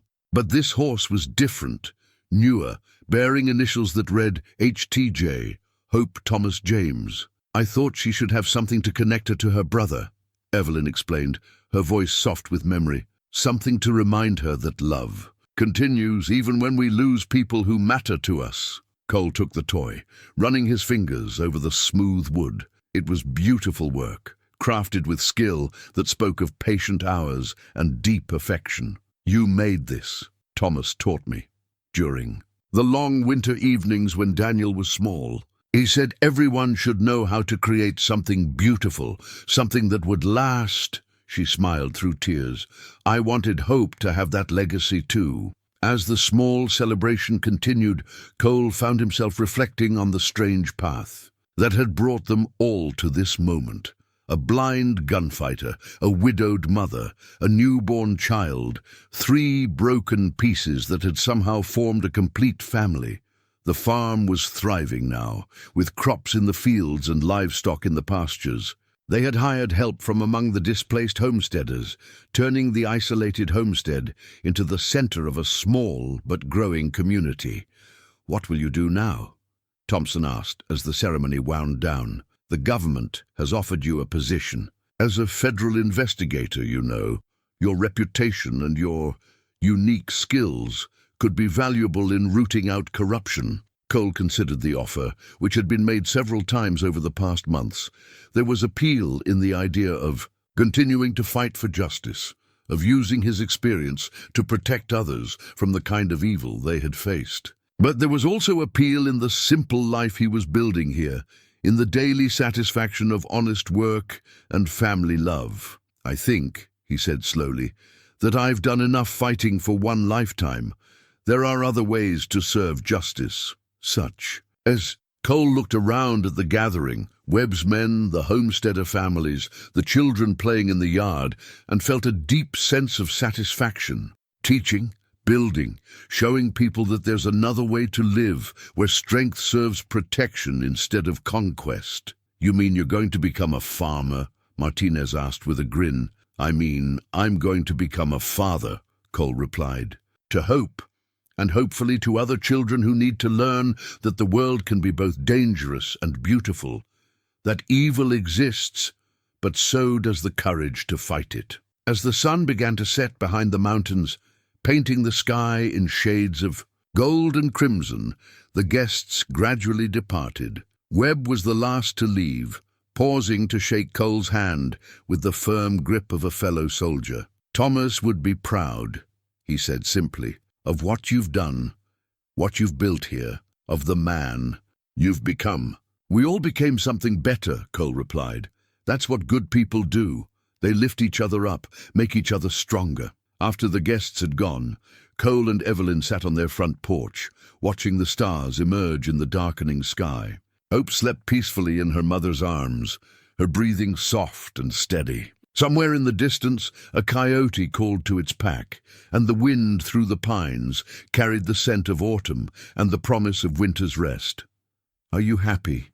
Evelyn asked, her voice barely above a whisper. Cole considered the question seriously. Happiness was a complex thing for a man who had seen as much darkness as he had. But as he looked at his wife and daughter, at the home they were building together, at the community growing around them, he felt something he hadn't experienced in years. "Peace. I'm home," he said finally. "For the first time since I lost my sight, I'm truly home."